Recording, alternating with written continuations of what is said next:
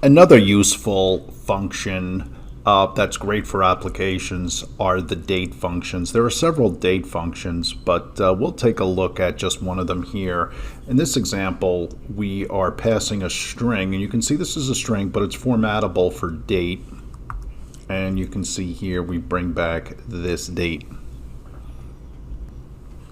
Here is another really useful set of functions are the subtract date, add date. We'll take a look at subtract date. Here we're passing in a date and we are subtracting 31 days off of that. Now that can be really useful because it's highly relative and it can be very useful for applications.